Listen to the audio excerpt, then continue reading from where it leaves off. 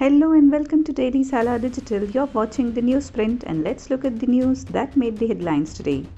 US Secretary of State Antony Blinken engaged in discussions with Israeli leaders addressing the aftermath of the Gaza conflict and exploring the way forward. After touring neighboring countries, he emphasized regional integration with Israel contingent on a practical approach to a future Palestinian state. Blinken also meets with hostage families aiming to address ongoing efforts for their release. Israel expressed gratitude for US support while denouncing South Africa's genocide case, a stance contradicted by the US at the International Court of Justice. On Tuesday, France's President Emmanuel Macron appointed Gabriel Attal, the country's education minister, as the new prime minister, making the 34-year-old Attal the youngest and first openly gay person to hold this position in France. This change occurred following the resignation of Elisabeth Borne from the post. While this transition may not bring about significant political changes, it indicates Macron's intention to move past the previous year's unpopular pension and immigration reforms, aiming to enhance his centrist party's prospects in the upcoming June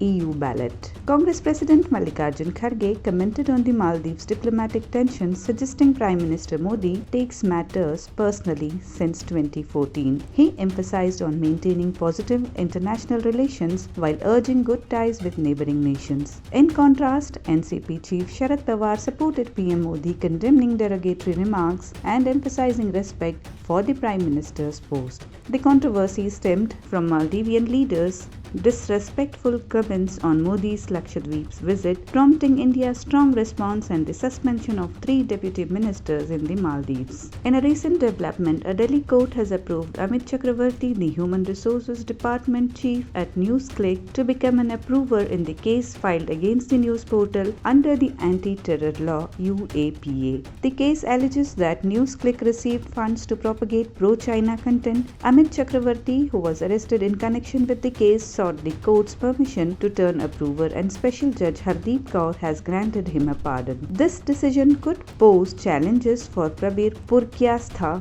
the editor-in-chief and founder of NewsClick. Chakravarti has also asserted that he possesses significant information about the case which he is willing to disclose to the Delhi police. This development follows the court's recent extension of judicial custody for Chakravarti and Purkyastha, allowing Delhi police an additional 60 days to conclude their investigation. D.K. Shivakumar, Karnataka's Deputy Chief Minister, defended the Congress-ruled state's celebration of the Ram Temple consecration, asserting unity as Hindus. Criticizing the BJP's selective event participation, he emphasized the temple as public property. Despite Congress leaders receiving Ayodhya invites, Shivakumar expressed respect for diverse sentiments. The context involves the upcoming Pran Pratishtha at Ayodhya's Grand Ram Temple on January 22, post a 2019 Supreme Court verdict supporting temple construction. The ruling also mandated an alternative site for a mosque addressing the historical Ayodhya dispute.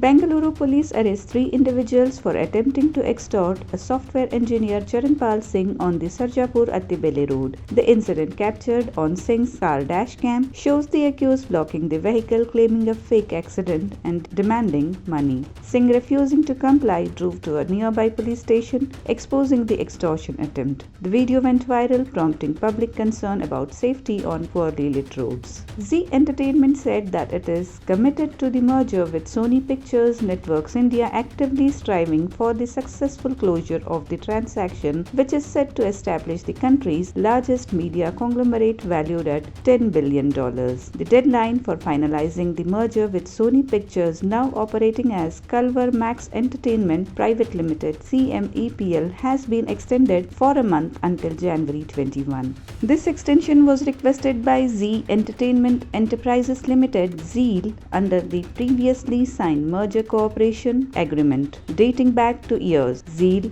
emphasized its commitment to the merger in response to queries from stock exchanges, prompted by speculations that Sony might reconsider the deal. India's top athletes received National Sports Awards from President Draupadi Murmu in a ceremony at Rashtrapati Bhavan. Usually held on August 29, commemorating Major Dhyan Chand's birth anniversary, the event was postponed due to the 2023 Asian Games in China. The Arjuna Award list included 26 athletes. Isha Singh, who secured her Paris Olympic Olympic sport, missed the ceremony due to Asian Olympic qualifiers. Cricketer Mohammad Shami, a standout in the 2023 ODI World Cup with 24 wickets, received the award amid his recovery from a World Cup ankle injury. The Newlands pitch for the second test between India and South Africa has been labelled as unsatisfactory by the International Cricket Council following the test ended in under 5 sessions. India won the match by 7 wickets, resulting in the shortest ever test match in history and a 1-1 series draw. The ICC's decision was part of the pitch and outfield monitoring process. Chris Broad, the match referee, noted in his report that the pitch at Newlands posed challenges for batsmen due to quick and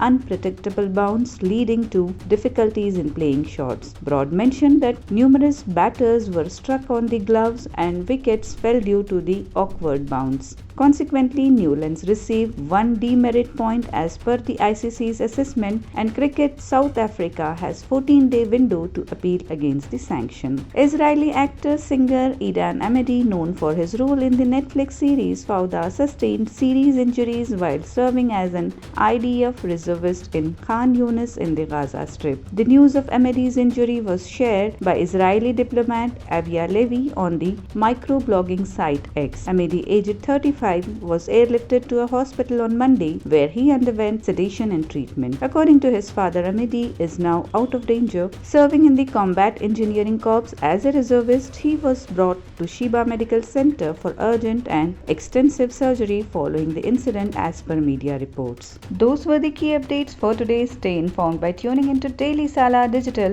and don't forget to like, comment, share and subscribe for more timely updates.